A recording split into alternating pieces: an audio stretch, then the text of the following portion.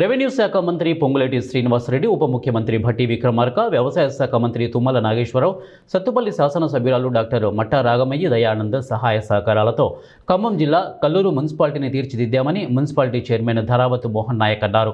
ఆర్యవైశ్య జిల్లా అధ్యక్షులు, కాంగ్రెస్ సీనియర్ నాయకులు పసుమర్తి చంద్రరావు నివాస గృహంలో ఏర్పాటు చేసినటువంటి ఈ సమావేశంలో ఆయన ముఖ్య అతిథిగా పాల్గొన్నారు. ఈ సందర్భంగా ఆయన మాట్లాడుతూ కల్లూరు మున్సిపాలిటీ ప్రజలను మంచి మెజారిటీతో గెలిపించారని, ప్రజలందరికీ రుణపడి ఉంటామని ప్రత్యేకమైన కృతజ్ఞతలు తెలియజేశారు. ఎటువంటి పక్షపాతం లేకుండా ప్రభుత్వ సంక్షేమ పథకాలు ప్రతి పేదవానికి అందే విధంగా కృషి చేస్తామని వారన్నారు. ఎన్నికలు వచ్చినాయి. మా మంత్రి పొంగులేటి శ్రీనివాసరెడ్డి గారు మరియు మా ఎమ్మెల్యే మట్టా రాగమయ్య గారు, దయానంద్ గారు వారి యొక్క ఆశీస్సులతో మాకు బీఫామ్ ఇవ్వటం జరిగింది. మీరు గెలవాలి. ఇక్కడ ఎస్టీ ఒక 3 వార్డులు ఎస్టీ ఉన్నాయి. రిజర్వేషన్ ఎస్టీ అయింది. చైర్మన్ కూడా మన ఎస్టీ సోదరుమణులు ఎవరైనా కావచ్చు, మీరు కావచ్చు, ఎవరినైనా ముగ్గురులో ఎన్నుకోవటం జరుగుతుంది అని మా నాయకులు చెప్పారు.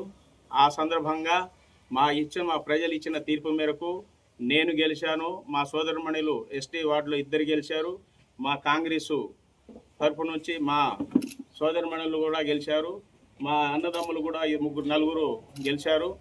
కాబట్టి నిన్న మేము మా మంత్రి పొంగులేటి శ్రీనివాసరెడ్డి గారు, ఎమ్మెల్యే మట్టా రాగమయ్య దయానంద్ గారు వారి యొక్క సూచనల మేరకు వారు మాకు